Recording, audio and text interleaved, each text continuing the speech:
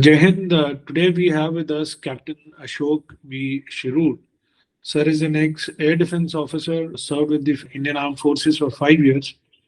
And for last three or decades, he has been, I would say, a pioneer in the information security, cyber security industry, because he started journey in that industry when there was very little awareness, or rather people didn't even think that this is going to be a very important aspect of the overall security framework of not just corporates but nations as a whole.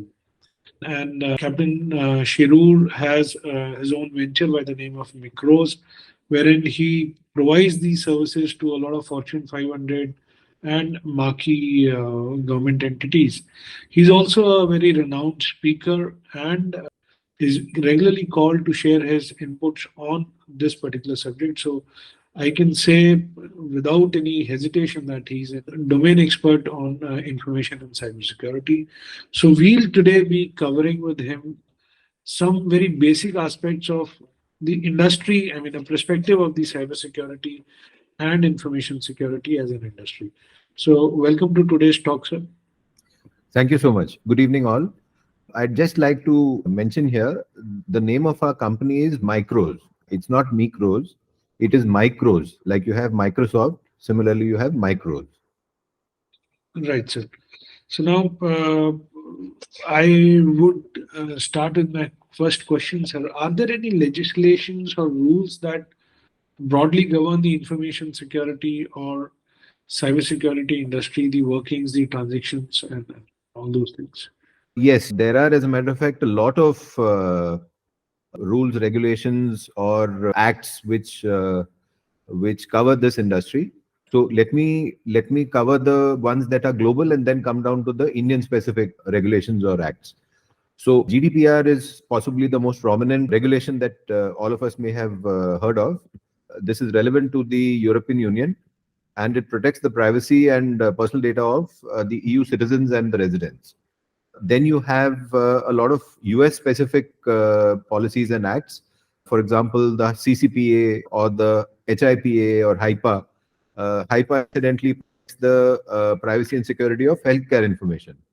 Similarly, you have regional specific acts and rules and regulations. Something specific to China, specific to other parts of the world. So there are a lot of such regulations and acts, and the applicability of these acts has to be evaluated based on where the customer is or where the organization is.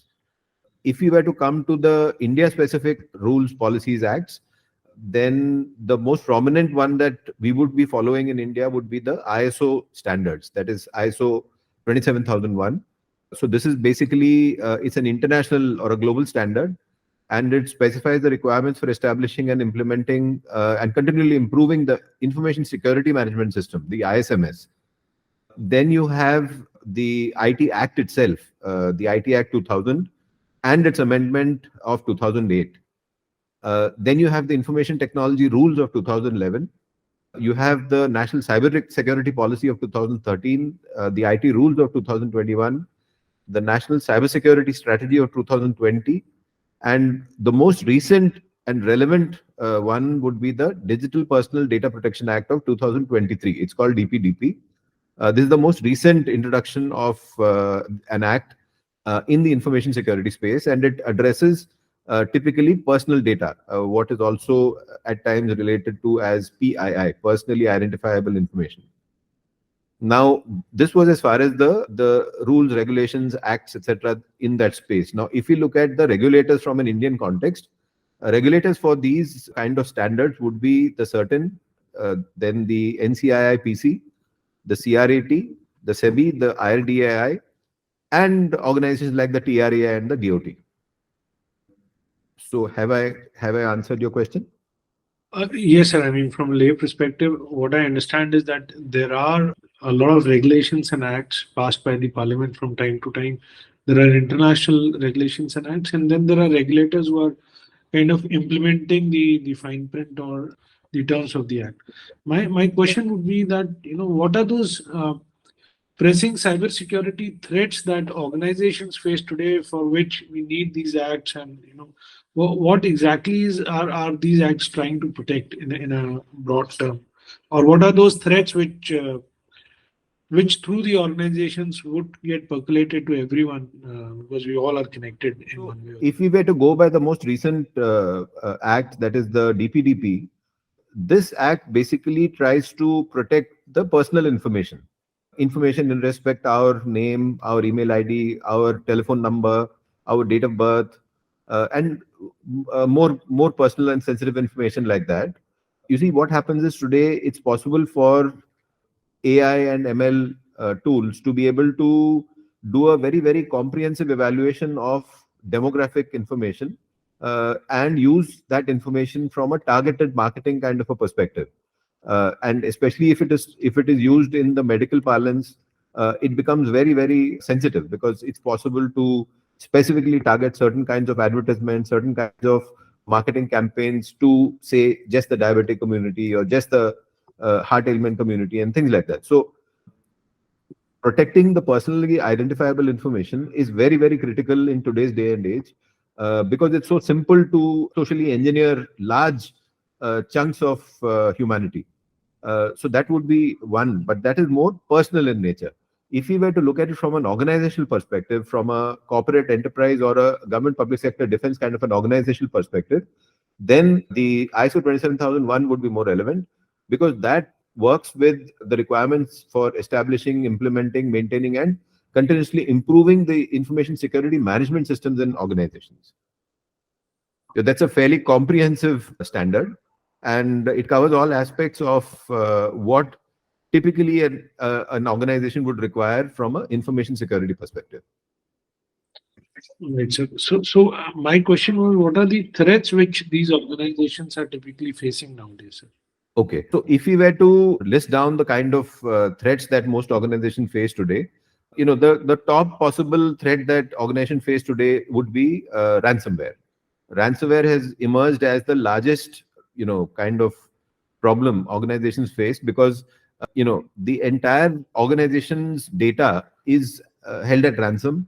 Uh, and you can have a lot of examples available on the internet where people, including large US government organizations, have had to pay ransom in order to get their data to be released by the ransomware writers. So that becomes the largest. Then you have phishing and social engineering attacks, where phishing is used to steal credentials, either email credentials or banking credentials or other sensitive credentials. Then you have supply chain attacks. These are the most recent kinds of attacks where any service provider within your organization gets targeted, and because the service provider is already inside your organization as a service provider, that service provider is used as the wire media to launch an attack. Because he's a third party, you may not really have much control over his security. It's possible that because he gets compromised, you in the larger sense get compromised. So supply chain attacks become a big problem. Zero-day exploits are another challenge that organizations face. Advanced persistent threats, APTs. These are nation state based attacks which are being launched by a lot of the countries against other countries. Then you have IoT, Internet of Things vulnerabilities, where entire camera clusters are being used for targeted attacks, or the entire camera network or network of other IoT kind of devices are being taken over for various kinds of ends. Then you have credentials attacks, you have cloud security concerns, you have insider threats, you have fileless malware, you have, I mean, the list is endless. There is a very large breadth of possible threats that today's organizations are faced by. So, sir, when you say this, the scenario is very scary, and one feels as if we are constantly under one or the other threat in terms of the cyber or information security. Are organizations cognizant of this? And if not, then what are the errors or the mistakes they are doing in the common mistakes which they are doing in the cybersecurity or information security efforts? One of the possibly the largest, I mean, if I were to pick up the largest mistake that organizations make in their cybersecurity efforts, it would be the neglecting of employee training and awareness. because given that you have such a large investment of resources into the IT networks and the security of the networks, the weakest link happens to be the user, the person who's actually interacting with the system or with the entire infrastructure. So if an organization for some reason neglects the training and awareness of such users, that becomes the weakest link, or the weakest link in the entire chain. So that's possibly at the top of the heap. Then weak and inadequate password policies. I mean, it's very surprising, but even in this day and age, people have very, very simple passwords which lead to data breaches. So one of the largest ransomware attacks that recently brought the US down on the knees, oil wasn't available for a good number of days, happened because of weak password. So this is another. Then you have another very interesting concern, which is ignoring software and system updates. Simple patching, operating system updates, application patches, even on the phone platform, not loading the latest patches, software fixes, service packs. Then inadequate access controls. Anybody and everyone is given access to all parts of the network without need. Lack of regular security audits and assessments. Poor incident response training or planning for that. Overlooking third-party security risks that I just mentioned about the supply chain attacks. Then neglecting mobile device security. A lot of organizations allow their employees to bring in their mobile devices. They may call it a BYOD policy, but the security of such devices is being ignored, which is what then leads to a problem.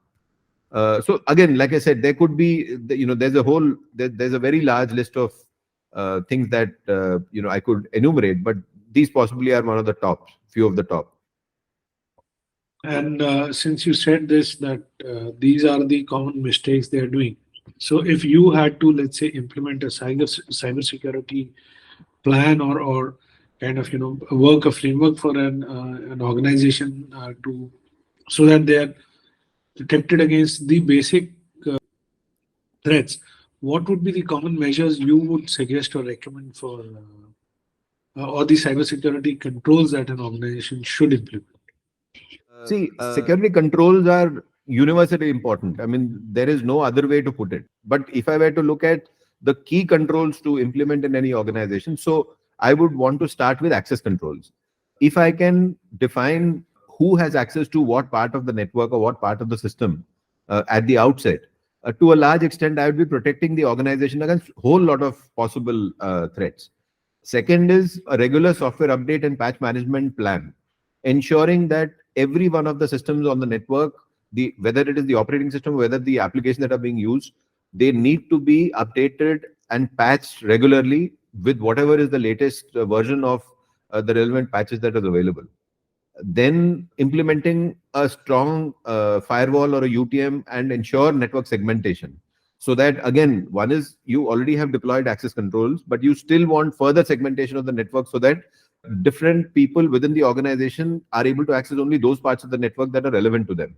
And even when they are accessing different parts of the network, the traffic is going through the firewalls and is being monitored for any kind of threat or vulnerability.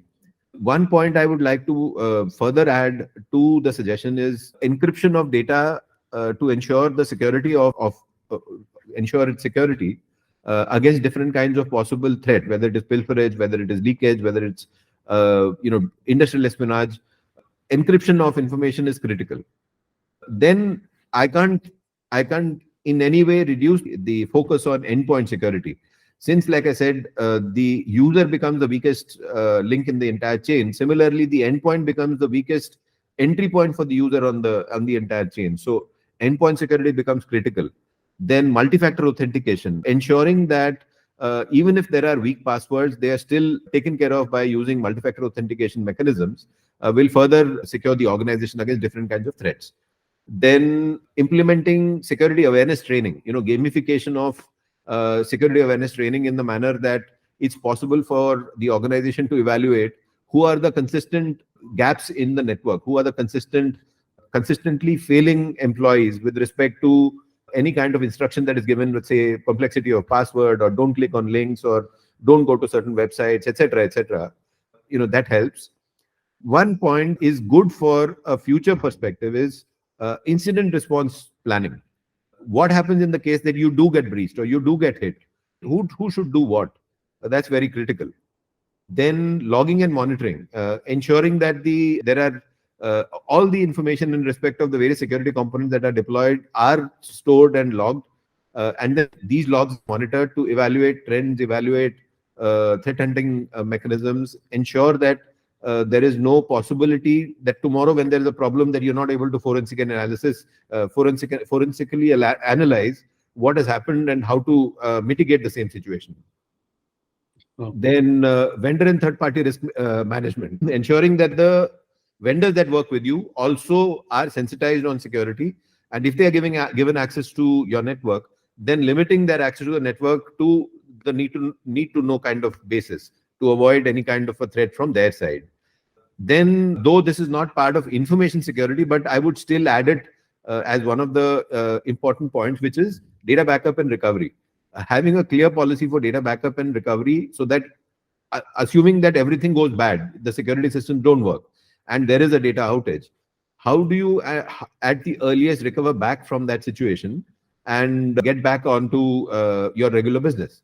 And the last would be ensuring regular security audits and assessments to evaluate where you actually are, with all the investments and all the planning and all the effort that is being invested, where actually are you with respect to the posture, with respect to the prevention of the possible problem. You mentioned three things, and I'm going to quote that. One is incident management, another one is data backup and security, and finally, an internal audit to understand the preparedness or where we are on the learning curve. What would you suggest in terms of how can organizations stay ahead of possible future threats or something? Because I would say it's more of a cat and mouse game. While you would be on this side trying to bolster security, the people on the other side are constantly working on breaching it. So, what would be some basic suggestions for organizations to stay ahead of the evolving threats? So maybe the top priority would be for a continuous education and training of all the stakeholders in the organization, whether it is the last mile, whether it is even the security staff. Continuous education and training is required across the board. So that possibly would be one of the top priorities, so that awareness in respect of what they are supposed to deliver and what they are supposed to be aware of and prevent against is clear. Now, if, for example, a security practitioner doesn't know about a supply chain attack, right, and he doesn't know how to prevent against a situation like that, that becomes a huge gaping hole for the vulnerability of the organization. So that becomes a top priority. The next suggestion would be threat intelligence gathering. Putting in, like I said, you do logging, you do monitoring. Using that, it is possible for you to gather information in respect of emerging threats in a timely manner, so that it is possible to then preemptively protect the organization against potential of attacks. Then the incident response planning and testing of, like we do the red teaming, we do, what we do in the army. Similar in the civilian kind of environment, it is critical for the incident response planning and testing to be done, so that when there is an incident, then everyone knows what their jobs are and things happen like clockwork. Not that it is chaotic and it becomes a huge outage for the organization's business continuity. One point, as a holistic measure that I would like to bring here, and this is like it's a conceptual suggestion. This is a suggestion of zero trust. Right now, this is an approach. This is like a mindset that approach everything with zero trust. Do not trust anything or anyone. If you approach things like that, especially the security team needs to approach the subject in that manner, so that once you don't even trust your management, then you will accordingly put things in place to avoid any kind of an outage, because it is possible that the management's machine also gets affected by a ransomware, and because he's already got a very high level of privileges in the network, becomes the reason for the spread of the ransomware. So zero trust is one of the, like you call it in Hindi, it's like a Ramban, which addresses this particular aspect of staying ahead. then you need to use advanced security technologies. Today you have things like sandboxes, you have things like advanced threat prevention solutions, you have solutions which use machine learning and artificial intelligence to constantly monitor the logs and give you trending analysis, give you information about what's happening on the network and what to protect against, prevent against, what seem to be the vulnerabilities, where updates are required, etc., etc. Large couple of things would be the constant review of the policies itself. See, what happens is in a lot of organizations, the security policies are it's a time consuming activity. So a lot of heads come together, draft and define a security policy, and then that's it. Though they may get implemented, but then there is no review for that. So there has to be a constant update of the security policies to cater to the newer emerging threats, cater to change business workflows, situations, scenarios, etc., etc. So there needs to be a routine, documented, planned, regular update on the security policies. And lastly, it's critical for organizations and security teams to collaborate with security agencies or the cybersecurity community, the information security community, so that there is information exchange, there is awareness exchange, on the basis of which there are takeaways that one then brings and implements in one's own organization from a prevention perspective. Thank you so much, sir. That was quite comprehensive. We had a conversation with Captain Shirur of Micros Technologies. Sir is a specialist in the information security and cybersecurity domain. And the basic perspective or the basic agenda we covered was as to how the cyber and information security landscape is evolving.